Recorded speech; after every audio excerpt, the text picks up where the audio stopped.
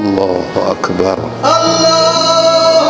গত ২৮শে ফেব্রুয়ারি তেহরানে যুক্তরাষ্ট্র এবং ইসরায়েলের যৌথ হামলায় নিহত হন ইরানের সর্বোচ্চ নেতা আয়াতুল্লাহ আলী খামেনি। দীর্ঘ ৪ মাস পর অবশেষে আগামী ৪ জুলাই থেকে ৯ জুলাই পর্যন্ত তার রাষ্ট্রীয় জানাজা ও দাফন অনুষ্ঠানের সূচি ঘোষণা করেছে ইরান। কিন্তু এই বিশাল আয়োজনের মাঝে বিশ্বজুড়ে এখন সবচেয়ে বড় প্রশ্ন হল, পিতার জানাজার নামাজে কি ইমামতি করবেন ইরানের নতুন সর্বোচ্চ নেতা মোজতবা খামেনি? ১৯৮৯ সালে দায়িত্ব নেওয়ার পর থেকে দীর্ঘ ৩.৫ দশক ধরে ইরানকে একক শক্তিশালী সামরিক ও আঞ্চলিক শক্তিতে পরিণত করেছিলেন আলী খামেনি। জীবদ্দশায় তিনি কাসেম সোলাইমানি, ইব্রাহিম রাইসি এবং ইসমাইল হানিয়ার মতো গুরুত্বপূর্ণ নেতাদের জানাজায় নিজে ইমামতি করে বিশ্বজুড়ে ঐক্যের বার্তা দিয়েছিলেন। নিয়ম অনুযায়ী সর্বোচ্চ নেতার জানাজা পড়ানো কেবল ধর্মীয় দায়িত্ব নয়, এটি রাষ্ট্রীয় সম্মানেরও এক বিশাল প্রতীক।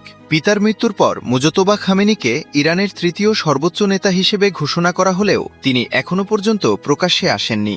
আন্তর্জাতিক বিশ্লেষকদের মতে আগামী ৪ জুলাই তেহরানের গ্র্যান্ড মুসাল্লায় লাখো মানুষের উপস্থিতিতে যদি মোজতবা খামেনি নিজে জানাজায় ইমামতি করেন, তবে সেটি হবে তার নেতৃত্বের সবচেয়ে বড় প্রকাশ্য বার্তা। এর মাধ্যমে দেশের বিপ্লবী গার্ড বাহিনী এবং আন্তর্জাতিক মহলের কাছে তার নেতৃত্ব আরও দৃশ্যমান ও সুসংহত হবে।